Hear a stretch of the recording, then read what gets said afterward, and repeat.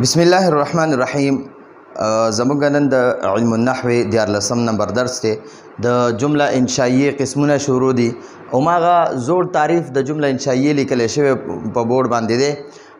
جمله انشائیه داسې جملې ته وایي چې د دې جملې ویلو والا باندې د دروغ یا د رښتیا ګمان نه کیږي او د انشاء معنی د یو څیز پیدا کول او په دې جمله کې هم یو کار پیدا کېدو خبره کیږي، د یو کار پیدا کېدو خبره کیږي. بیا د جمله انشائیه لس قسمونه دي. اول څلور قسمونه مونږ ویلي دي: امر، نهي، استفهام، تمنی. دا څلور قسمونه خو په تفصیل سره د دې لغوي معنی، اصطلاحي معنی او د دې مثالونه هم لیکلي دي. ترجی، عقود، ندا، عرض او قسم او تعجب. دا نور قسمونه شپږ قسمونه موږ دلته لیکلي دي. اول نمبر د ترجی. د ترجی څه ته وایي؟ نو د ترجی تعریف اول زده کوي. د ترجی لغوي معنی اول د ترجی لغوي معنی زده کو چې ترجی لفظي معنی څه ده. یعنی د ترجی لفظي معنی ده امید. یو ګوره جی تمنی ده. تمنی معنی ده خواهش ظاهرول، خواهش. او د ترجی معنی ده امید. یعنی زما امید ده، زما امید دی چې پلانې به تللی وي، زما امید دی چې تاسو به دا سبق یاد کړی وي. لکه دې نه مخکې سبق ما تاسو ته کړی د جملې څلور قسمونه مو، نو په هغې ته اوس زه ترجیح د هغې لپاره استعمالوم. زه امید دی چې تاسو به هغه سبق یاد کړی وي.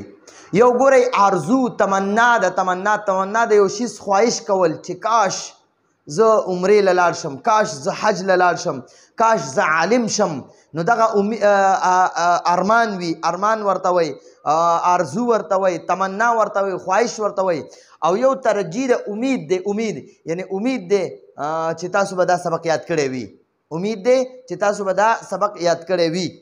نو دغه د ترجیح لغوي معنی ده امید.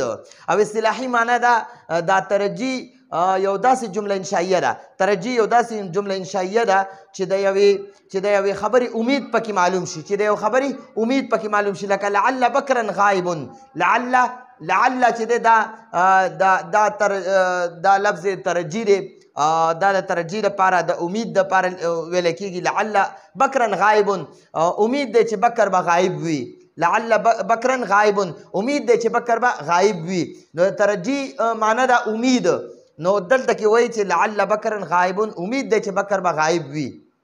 لکه پورا یقین ورته نشته خو امید دی چې یاره امید دی چې دا کس به داسې شوی وي. اوس عقود څه ته وایي جي؟ عقود د انشاء شپږم نمبر قسم دی عقود. نو اول د عقود لغوي معنی زده کو. د عقود لغوي معنی د معاملات کول یا لیندین کول. لکه مثلا دوه کسان دي اخیستل او خرڅول کوي، نو دغې ته معاملات وایي، لیندین ورته وایي. ٹھیک شو جی؟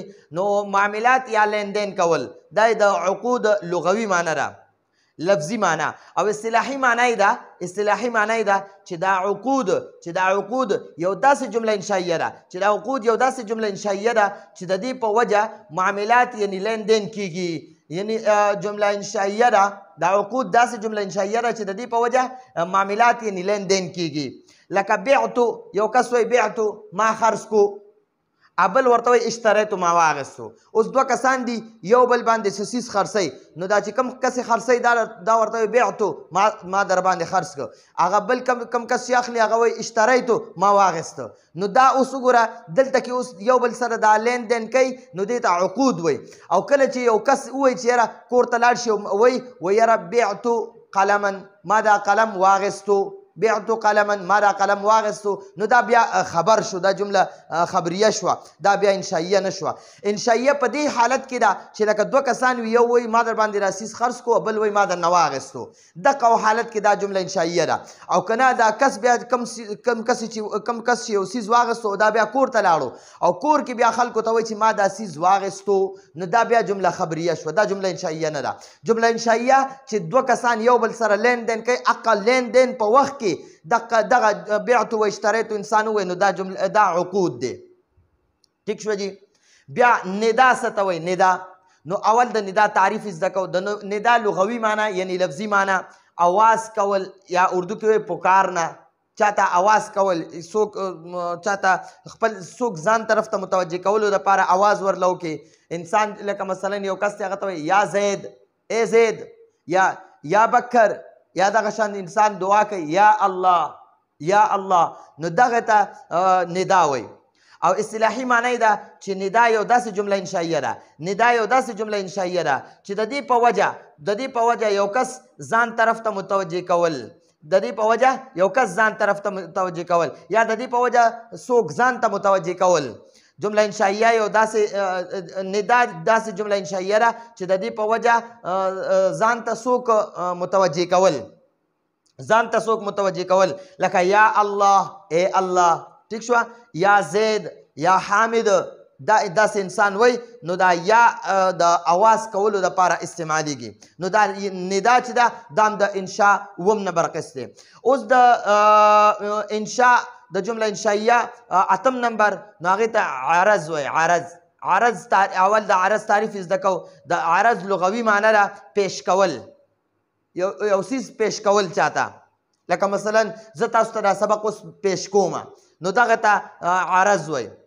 او اصطلاحي معنی ده چې عرض یو داسې جمله انشائیه ده، عرض یو داسې جمله انشائیه ده چې د دې په ذریعه چا سره په نرمۍ خبره وشي، د دې په ذریعه سره چا سره په نرمۍ خبره وشي، لکه الا تنزل بنا، الا تنزل بنا، ته زمونږ خواله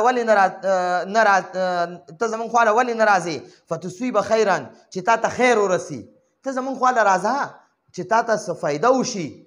دغه مطلب دی. عرض دې ته وایي چې یو څیز چاته پیش کول په نرمۍ سره، یو څیز په نرمۍ سره چا سره خبره وشي، دغې ته وایي. لکه الا تنزل بنا، ته زما خواله ولې نه راځې، فادرس الدرس، زه به تا ته سبق وښیم، یا الا تنزل بنا، ته زمونږ خواله ولې نه راځې، فادرس جمله انشائیه، نو ته زمونږ خواله ولې نه راځې، ته زمونږ خواله راځه چې زه درته جمله انشائیه وښیم. نرمۍ سره، محبت سره یو کس سره داسې نرمې خبرې کول. ښه جي، اصطلاحي معنی واورئ یو ځل چې عرض یو داسې جمله انشائیه ده، عرض یو داسې جمله انشائیه ده چې د دې په ذریعې سره چا سره په نرمۍ خبره وشي، د دې په وجه چا سره په نرمۍ خبره وشي، لکه الا تنزل بنا فتصیب خیرا، ته زمونږ خواله ولې نه راځي چې خیر درته ورسي، چې فایده درته وشي، خیر درته وشي. خاجي، دا د جمله انشائیه اته قسمونه شو. اخري دوه قسمونه پاتې دي، په دې کې یو قسم دی. د جمله انشائیه یو قسم چې دی دا قسم دی. د قسم تعریف اول زده کړو. د قسم لغوي معنی ده حلف کول یا قسم خوړل، ٹھیک شو جی. او اصطلاحي معنی ده چې قسم یو داسې جمله انشائیه ده، قسم یو داسې جمله انشائیه ده چې د دې په وجه، چې د دې قسم په وجه په یو خبره کې زور پیدا کېدو دپاره قسم وخوړلی شي. چې د دې جمله انشائیې په وجه د قسم یو داسې جمله انشائیه ده چې د دې په وجه په یو خبره کې زور پیدا شي، لکه د خبرې کې زور پیدا کېدو لپاره قسم انسان وخوري، لکه یو کس وایي والله لانصرنک، والله قسم وخوري، په الله قسم چې زه به ستا ضرور مدد کوم. یا څوک وایي والله لاضربن زیدا، والله زه به زید ضرور وامه، قسم وخوري چې زه به خامخا وام، ضرور به وام، نو په الله قسم چې زه به زید ضرور وخم. دا خو نه قسمونه شو د جمله انشائیه. د اوس د جمله انشائیه اخیری او لسم قسم، لا دا اخیری نه دی، او د غټو کې دا اخیری دي، نور تقریبا 5-6 نورم دي. د تعجب تعریف اول زده کوي. د تعجب لغوي معنی ده حیرانېدل، په یو څیز انسان حیران شي، یو څیز نوی څیز وویني په هغې انسان حیران شي، نو حیرانېدو ته تعجب وایي.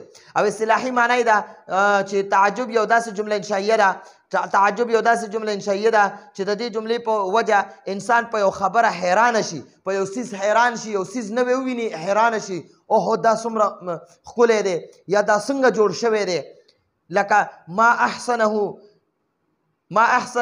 کوم څیز هغه ښکلی کړی دی، حسینه کړی دی. یا داسې سړی ووایي احسن به، چې هغه څومره ښکلی دی. احسن به یو څیز وویني او انسان وایي احسن به، دا څیز څومره ښکلی دی. نو ګورئ دا موږ سره جمله انشائیه 10 قسمونه وشو، پوره تعریف، لغوي معنی، اصطلاحي معنی، او بیا د هغې سره مثالونه مکمل بیان شو. نو دا زمونږ د نن ورځې درس و. راتلونکي درس پورې اجازت غواړو. هذا هو المرام، والله اعلم بحقیقة الکلام.